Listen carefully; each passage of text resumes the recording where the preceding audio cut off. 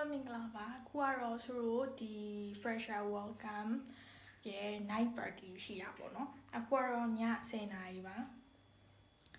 ဆိုတော့10:00 နာရီခွဲပေါ့နော်ဆိုတော့ဒီ uni ရှိရနေမှာ free transportation ဒီစီစဉ်ပေးထားရဲဆိုတော့ဒီ party လုံးမဲ့ club ထီကိုပေါ့နော်အဲ့တော့ဒါကတော့သူ့ရဲ့ဒီနေ့အတွက် outfit ပါအဲ့တော့တော့လိုက်ပါဦးမယ်လိုက်ကြည့်ပေးကြပါဒါကတော့ဆိုတော့ Finland ရဲ့အခုလက်ရှိည10:00 နာရီပါ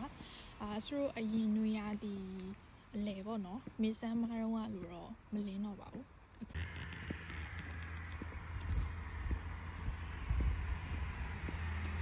ဒီရက်ပိုင်း Finland မှာတော့မိုးမကြာခဏရွာပါတယ် Finland မှာကမိုးရတည်ရလို့တီးတန့်တော့မရှိဘူးပေါ့နော်ဒါပေမဲ့ဆိုတော့ဒီလိုမျိုးနွေရာသီနွေဦးစောင်းဦးတွေမှာတော့မိုးရွာလေးရွာထားရှိပါတယ်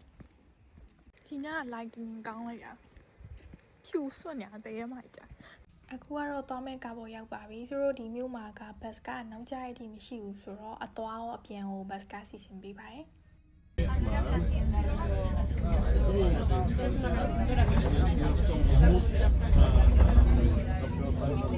ဒီနေ့ဒီ club တစ်ခုလုံးကတော့ဆိုတော့ကျောင်းသားတွေပါပဲကျူတာတွေကတော့ဒီဝင်ခွင့်လက်မှတ်ကလက်ကားပေးရပေါ့နော်ကျောင်းသားတွေနေနေကတော့ဝယ်ရပါတယ်ဒီမှာကကျောင်းပွဲတွေ night party တွေလုပ်တဲ့အခါ club တွေ bar တွေမှာပဲည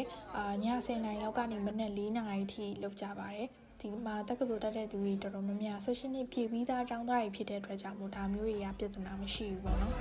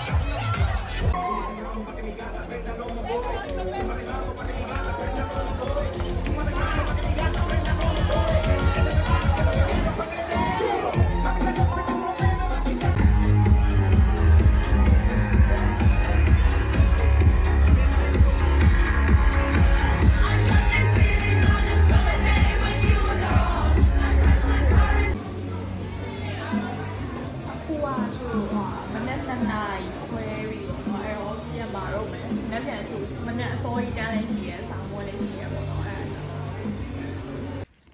ဟိုကတော့ဆိုအိမ်ပြန်ရောက်ပါပြီ။ကျောင်းကနေ